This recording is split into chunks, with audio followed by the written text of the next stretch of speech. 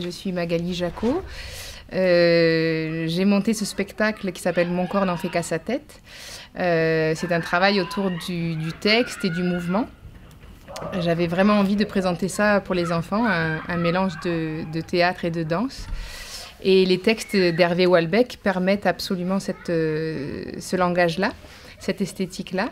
Ce sont des histoires qui parlent du corps, d'un corps surréaliste.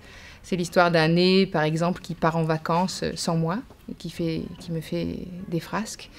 J'ai des oreilles aussi qui se reproduisent sur mon corps et je cherche quelqu'un à qui les offrir.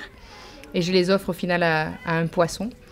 Les histoires du corps amènent au mouvement et ce sont de jolies histoires. Moi, j'en ai fait un fil rouge pour aborder aussi le thème de la liberté et comment est-ce que... C'est une thématique que j'avais envie de partager avec les enfants, de dire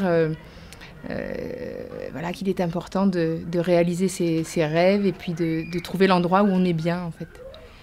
Voilà, donc c'est un peu le fil que j'ai tiré à travers toutes les histoires. L'histoire d'une femme qui commence un peu serrée dans sa robe, avec un chignon très serré, des lunettes. Elle travaille dans un bureau et puis au fil du temps, elle lâche ses cheveux, elle part à la plage, elle prend de plus en plus de liberté et elle réalise son rêve qui est d'aller vivre au bord de la mer. Non, Jean-Claude. Non. Non. Alors là, je suis faite prisonnière d'une terrible crise d'éternuement. Je ne peux plus m'arrêter.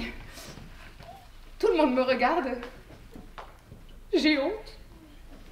Alors je sors mon petit mouchoir et j'essaye de le raisonner.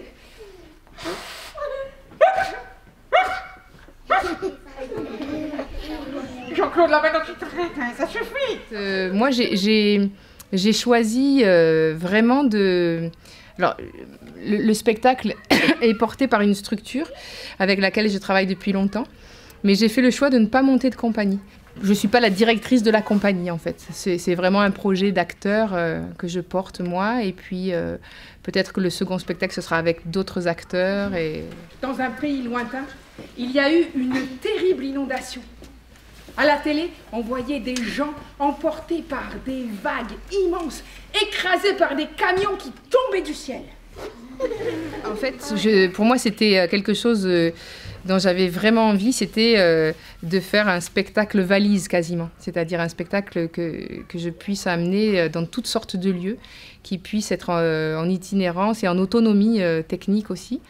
Donc, je peux le jouer partout. Alors, après ce spectacle-là, je vais travailler sur un projet autour de la gastronomie et de recettes de cuisine assez loufoques.